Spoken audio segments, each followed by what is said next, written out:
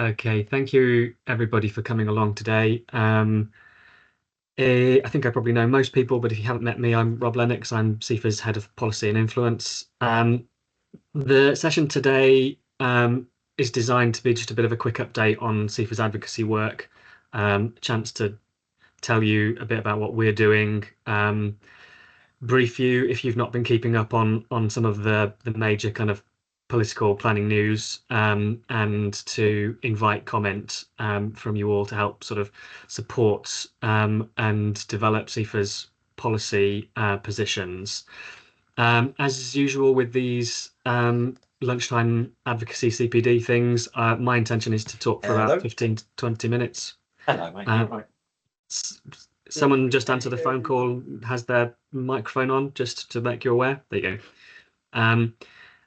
So today's topic is pretty closely related to the kind of big national news and agendas that have been dominating kind of headlines. Many of you will be following these things pretty closely, I'm certain. So apologies for those for whom I've got not too much new to say on that level of stuff. But I'm going to go through fairly generally about some of the Westminster government's current policy proposals rather than drill very deeply into the detail. That's partly because many of those policy proposals are pretty high level or lacking in detail at the moment. And in those places where there is a lot of detail, the impacts on the historic environment are either not direct or not immediately obvious. But please feel free to ask for more detail, put your hands up, lob me a question. I might be able to satisfy that now, or it might be to a later date. So, as I say, cover some of the headlines on Westminster Government Growth Agenda, some of the key policy proposals, and think about some of the ways that archaeology might be impacted, some of the things that we probably collectively want to be thinking about as we prepare to respond for things proactively. And for clarity, the things I'm talking about today are England-only policies, although I think there are, obviously some areas of the Westminster Growth Agenda that have UK-wide implications, but just to be clear for non-English people who might be on the call today. So from the general election, really, but from the very start of the Parliament, it's been very clear that the government's top mission is to secure growth, the economy, through its plan for change that's been published, several major speeches. The main way that they are looking to do that, one of the main levers that they've got to influence that, they believe, is in the planning system, is to try and encourage the building of homes, infrastructure, and encouraging all kinds of developments, lots of sort of key buzzwords, types of development like gigafactories and battery storage facilities and all that kind of stuff. And they've been really kind of looking proactively to try and do the things that is in their powers to do. So they've been fast tracking infrastructure decisions, approving various kind of big renewable schemes that have been called in by the previous government. They've published an industrial strategy, and in all of those kinds of published documents and in other speeches, there's been a real sort of sense of strength, sense of resolve to make the kind of sweeping changes that Rachel Reeves in particular has been keen to deliver. So we've already had an updated NPPF earlier in the end of last year, December, which we've discussed with members previously, and lots of ongoing approaches to change things like local authority systems, local plans, ultimately all designed to streamline processes and get planning applications through a lot quicker. And throughout, there's been quite a lot of pretty aggressive rhetoric about blockers. Keir Starmer's pointed to NIMBYs and regulators and bureaucrats as being the sort of enemies of growth. And so a number of people have been picking this up, I think. Been seeing comments on social media. I've had a few emails from members and sort of asking for I don't know, a sit rep. And so sort of in the context of reasoning about those proposals, I want to address kind of what concerns archaeologists should be considering, what's being picked up from this kind of bellicose language and what matters. So I think one of the things that was pretty clear was this sort of gratuitous references to newts and bats as being these kinds of mythically disproportionate protections that are just stopping development. And I can see totally how that is recalling some past instances of anti-nature or anti-heritage rhetoric in the current sort of climate. So on nature specifically, there have been a lot of new policy proposals that indicate this kind of policy direction. I won't go into the details because they're not directly relevant to us, but Nature Recovery Fund is an interesting thing that they've um, uh, brought in to essentially remove the responsibilities for developers to follow the mitigation hierarchy when it comes to mitigating natural environment impacts on big infrastructure schemes. It's quite an interesting model. It's not by any means a horrible idea in principle for the natural environment. There's plenty of benefits for economies of scale, for providing strategic opportunities for a body like Natural England to deliver benefits through this kind of model. But it's also kind of a bit of a signal as to the things that the government has been wanting to do on nature slightly more broadly. There have been whispers around the Nature Recovery Fund that government might look to scrap biodiversity net gain, fairly new policy, not too long developed. But they're saying that it might be redundant if we can just say developers sign a check and then they don't need to worry about all of this difficult regulation. Other areas of backsliding as well on things like nutrient neutrality, which has been a big issue. Ultimately, in that situation, there's the government has said, okay, we'll pretend that there isn't a problem because we don't have a current solution that's working. So pretty challenging things, and nature groups have been very concerned that this kind of growth at any cost approach to policy making is pretty misguided. To quote from the RSPB. So how serious is it? I mean, it's quite a lot of pretty aggressive rhetoric about nature. It does seem fairly difficult to believe that the government is going to truly end up being a kind of enemy of nature, given some of its past commitments. And I think one of the things that I'm noting privately in some of the meetings with nature bodies that I'm in is that by and large those bodies seem to be reporting that they're having positive and very cordial meetings with DEFRA, and that the language that is coming from the Treasury and from the Prime Minister is not being mirrored at that departmental level. So I don't think we've gone full sort of Doge on this yet. But the kind of harsh reality is that this is going to be a point of reflection for the nature sector, and I think it probably is for archaeologists as well. So the narrative about growth and that nature has become this kind of poster child for an anti-development mindset is something that government is seriously taking aim at. Local governments who are perceived as sort of caving to NIMBY pressure, they've been targeted by policy changes to streamline how their local plans work, what responsibilities local plans have to essentially decide what development goes forward, changing planning committees, which is seen as a big potential blocker, altering the routes to legal challenges to streamline the potential for groups to bring appeal cases to planning permissions. All of those to close off avenues for potentially stopping development. So I put on the slide, does the natural environment have a NIMBY problem? I mean, I think arguably there has been something to push back on in this area. For example, for many decades, there's been a lack of nuance around the topic of greenbelt, for example. And it's interesting, the government's take on that is that we do need more nuance in that debate. There are there is development that you can bring forward, and there probably is a better way of setting policy for the green belt that is just a little bit more aligned with the government's growth needs.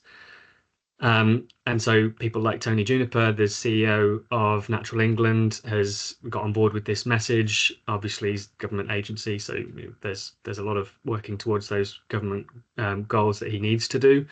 But the narrative is that people who think the countryside is sacrosanct are wrong.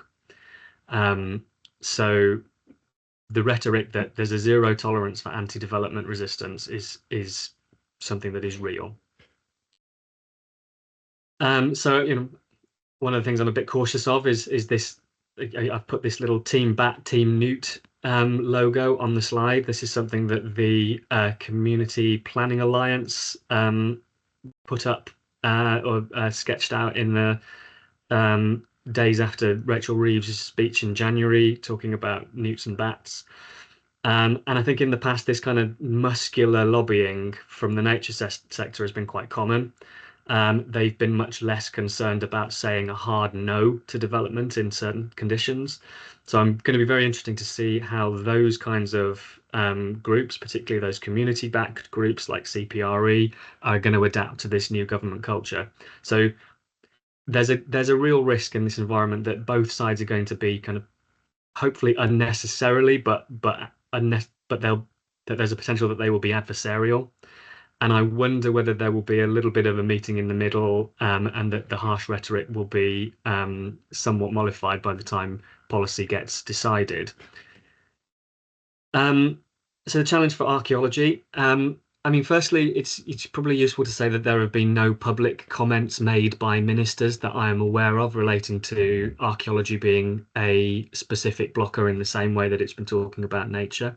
There have been a few times, including yesterday at Heritage Day, a speech by the Parliamentary Undersecretary for DCMS, Baroness Twycross, said they are aware that heritage supports industries like construction. She said that specifically. So we're not in the situation where we are dealing with a tangible threat here, but I do think it's really important to stress that it is clear that government is being influenced by pro-growth think tanks, development sector lobbyists, and that they are talking about archaeology as well as the things that we've been hearing about newts and bats. Now, specifically, that has related to solar. There was a parliamentary inquiry a couple of weeks ago where this was discussed, and an article in the Times quoting some people from the solar sector saying that archaeology is a big problem for them. It's something that we're working on. I'll tell you a bit more about that later. But we absolutely cannot be taking for granted in the coming months of planning policy change that current practice for archaeology is going to be looked at favourably. Now, in archaeology, I mean, I do think that we have a tendency to say we're in the same boat as nature when things are going really badly for them, and why can't we be a bit more successful like nature when things are going really well for them? So I think that's a bit of realpolitik for us to just kind of observe and say, let's not get carried away with comparison. I don't think the positions are exactly the same, because I don't think that there is the same NIMBY association with archaeology as there is for nature in certain quarters. And I think that archaeologists have a longer history of presenting ourselves and our professional sector as being about risk management for developers, offsetting harm and improving the quality of development, and not explicitly saying no to development, or in all but the very, very rarest of cases. However, I do really think that there is a serious risk that that we can give the impression of a disproportionate level of requirement, a level of expense for developers, and that we can be overly disruptive, and that potentially we're vulnerable to claims of a lack of obvious benefit for that disruption and that cost. So these are things I think we really need to just be highlighting and building a good evidence base for in our advocacy. And I think engaging with some of the new policy ideas that are going to be coming up might require us to think about the processes that we use and how they might be adapted to work under new systems where the government is very clear that it is going to be pushing hard for growth and development. So it's something for us to think about, and a distinct danger. So a couple of the proposals that are on the table at the moment. I will whiz through some details on this. I hope it's not too boring. I don't know what level to go into with the detail, but I'll waffle at you for a few minutes, and hopefully it'll be interesting to at least some of you. The Evolution White Paper was published in December, promised a devolution revolution, and it's articulated as being a key part of the growth agenda. In summary, the white paper outlines proposals to extend devolution to all parts of England, setting up strategic authorities to cover every part of the country. Two types of authorities: the sort of mayoral model that exists in mostly city areas at the moment, and a foundational strategic authority model, which is aimed to be sort of more rural authorities, but all encouraged to cover large areas and large populations. It's a bit of a hodgepodge how it's coming together, with local authorities responsible for making their own regions. So there's some oddities, but that's going to be happening. It also sets out expanded competence areas for mayors. So there's a potential here to help local government better integrate heritage into local service delivery. That's something for us to look at. Also potentially to help also potentially harder to secure local influence through those structures, because there'll be variable political leadership directions. So quite an interesting thing that we'll be developing over the coming years. The white paper also proposes significant local government reorganisation, with all two-tier authorities, so district and county authorities, being invited to reform as unitary authorities. So again, single councils covering larger areas greater than 500,000 people.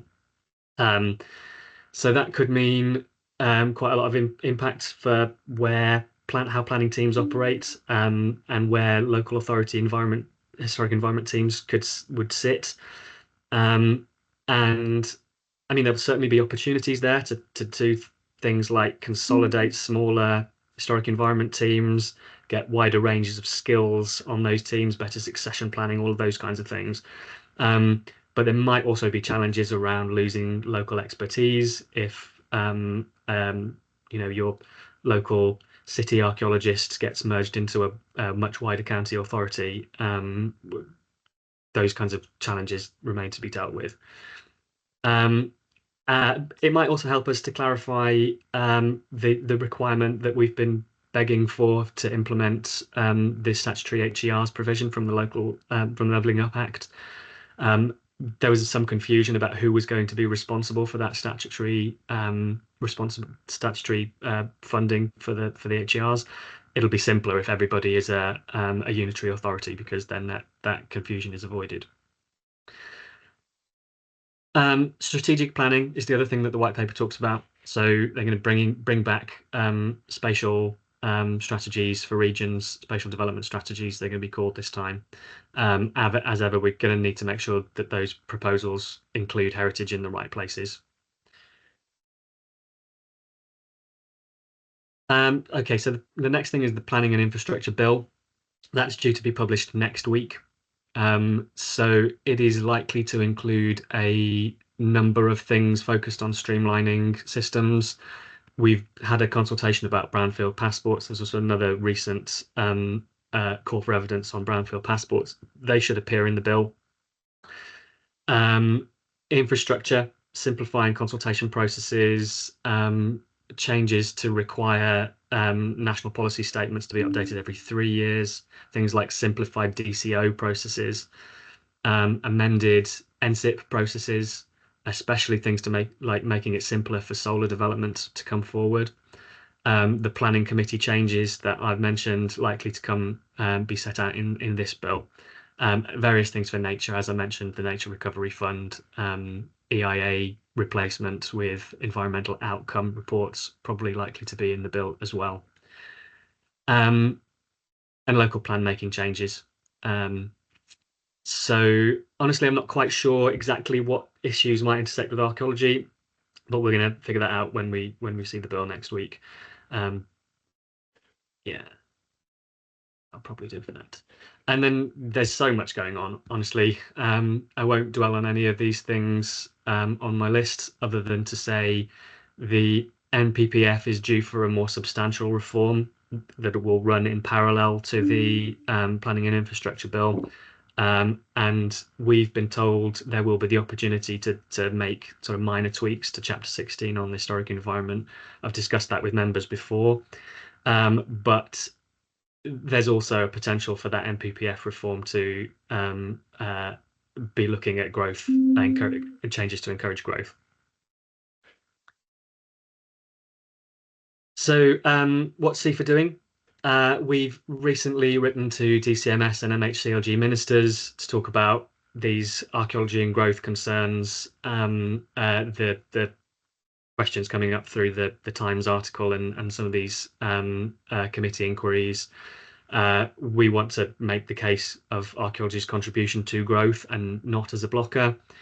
We understand that the Heritage Minister, Chris Bryant's shortly to be setting up a Heritage Council meeting. That's the meeting that the Heritage Minister has hosted across a number of government departments, and other representatives from different departments will come and listen to discussions about heritage issues. On that agenda, we expect to be a heritage and growth item. I would really like CIfA to be there. That's often difficult to secure because seats are very limited around that table, but I'll be doing my best to make sure that we are there. You'll hopefully have seen email comms. I mentioned solar a couple of times. We're working with sector bodies, Algeo, FAME, and with Historic England, as well as sectors, representatives of the solar sector, to try and work proactively on some of these solar and archaeology concerns, to come up with some common principles for how to make sure that those developments can go ahead in a streamlined fashion and effective way, with proportionate archaeological requirements. We're also working with sector colleagues in preparation for the policies that I mentioned. So we're working with the Historic Environment Protection Reform Group to sketch out the changes that we would like to see for the NPPF. Working with the Better Planning Coalition, that's a body with lots of nature representation on it, to engage with the Planning and Infrastructure Bill and with devolution, and will be with the NPPF in due course. And we finally got a meeting for the All-Party Parliamentary Archaeology Group, first one since the general election. This will be on the agenda as well, and we'll be briefing MPs who are sympathetic at and before that meeting. So I think this is probably the most important slide, my final slide, and to kick us into some discussion just on our current policy position. And as I say, I think I made clear earlier, my view is that we have to take seriously the risk that we're going to have to deal with a concerning discussion around changes to provisions for archaeology in the NPPF when that NPPF reform comes forward. I don't think this is going to be to remove archaeology totally from the system, not kind of proposing an extinction level event by any means. But there are signals that development interests are kind of gunning for what they're arguing is a disproportionate focus on predetermination assessment across archaeological interventions in the planning system. So we need to be prepared to advocate for the current system of gathering enough information through evaluation, what we provide to developers in terms of risk management and design mitigation, and public development, public benefit delivery. We've got a really good resource from the 2018 Planning Case Studies project, the front page of which is on the slide there. That helped us to set out the argument for why the staged archaeological process works. it was dealing with slightly different proposals at the time, but I think there's a lot of stuff that's still relevant in there about, needing to understand impact proportionately, and certainly, where when you don't understand information up front in a development process, when you haven't got those archaeological protections in place, what can go wrong? So we're going to have to make that case. We're going to have to gather a bit more evidence, update some of that planning case studies evidence. Um, Obviously, we can't support growth and development at any cost. So that's a red line that we have to push against. Archaeological provisions in planning are ultimately there to block inappropriate developments where that is necessary. But the stats show that is vanishingly rare. Most development that impacts buried archaeology can go ahead, mitigated in some form.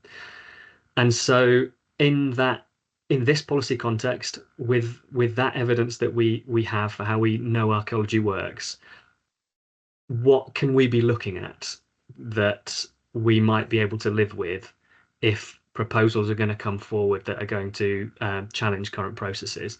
For example, could we be looking at whether it's reasonable for us to do less predetermination assessment on development and mitigate risks in other ways, either by investing in HERs so that we have more upfront information to guide decision making without any interventions on site, or by doing more things by pre-commencement condition. These are the kind of ideas that I think we're going to have to grapple with. Or if the government is committed to different types of streamlining consent processes, is there a way that we can design, quicker methodologies for light touch consideration of sites that are, for example, government is looking to make it a default yes for any development in housing development around strategic transport hubs like rail centres. What would a rapid light touch methodology for an archaeological assessment that is a default yes for those types of developments? So, those good, robust stage processes need to be in place. But it really could be problematic if we're not thinking about how to demonstrate that we're moving towards the government on its missions. And it's a challenge for us all now to say what can be done better in the way that we're working. How can we present this argument? I think that's kind of where we're at now. And I think that's probably where I'll stop talking and hand over to the rest of you to ask questions or hopefully engage in some discussion around some of the things that I've raised. I will stop recording and stop sharing so you won't be appearing in the recording.